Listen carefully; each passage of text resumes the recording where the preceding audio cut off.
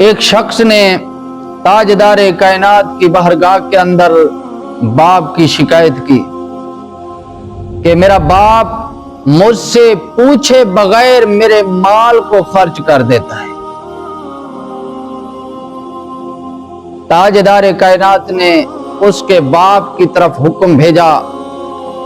جب اس کے باپ کی طرف تاجدار کائنات کا حکم گیا، فرمان گیا، تو وہ تاجدار کائنات کی بارگاہ کے اندر روانہ ہوا۔ تو جب راستے میں تھا تو اس کے ذہن کے اندر چند اشعار ہوا کے جھونکے کی طرح آئے اور چلے گئے۔ شاعری عرب کی گھٹی میں تھی۔ ابھی وہ شخص بارگاہ رسالت میں پہنچا نہیں تھا، جبرائیل علیہ السلام تاجدار کائنات کی بارگاہ کے اندر حاضر ہوئے، آ کے رب کا پیغام دیا، عرض کی کہ یا رسول اللہ، خلا کے کائنات نے فرمایا کہ میرے محبوب اس شخص کا کیس بعد میں سنیے گا، پہلے اس شخص سے وہ اشعار سنیے جو راستے کے اندر یہ سوچ رہا تھا۔ جب وہ شخص بارگاہ رسالت کے اندر پہنچا تو تاجدار کائنات نے فرمایا کہ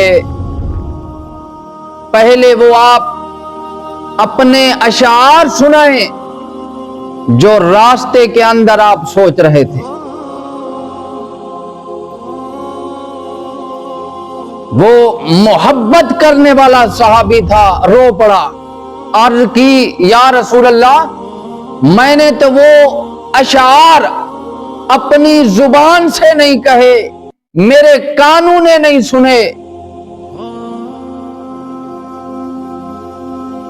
تو جب اس شخص نے اشعار کہے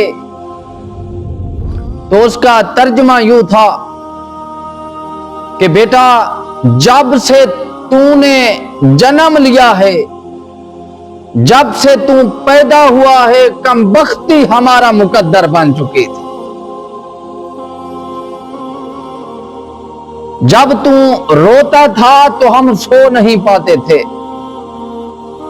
اگر تو کھانا نہ کھاتا تو ہم کھانا نہ کھاتے۔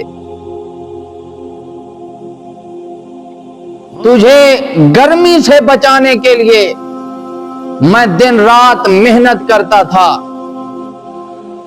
کہ میرے بیٹے کو ٹھنڈی چھائیں پہنچے،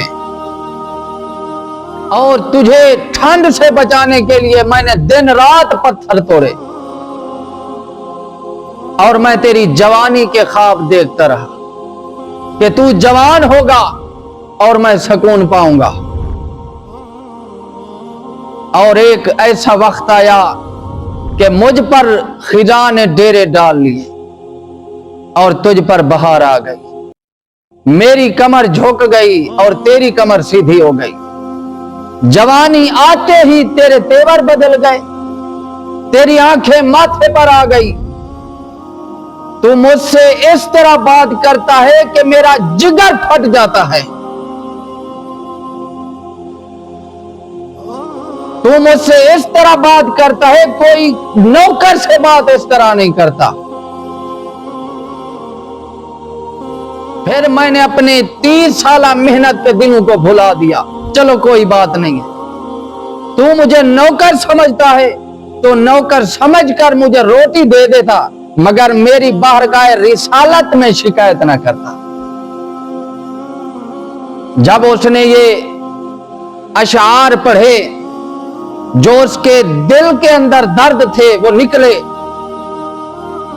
جب اس کی نگاہ تاجدار کائنات کے چہرے پر پڑی تو تاجدار کائنات کی آنکھوں سے آنسو ٹپک رہے تھے، آپ کی داڑھی مبارک تر ہو گئی تھی۔ تو آپ نے فرمایا اس جوان کو، فرمایا کہ اے بدبخت، پھر کبھی بھی اپنے باپ کی شکایت لے کر میری بارگاہ میں نہ آنا۔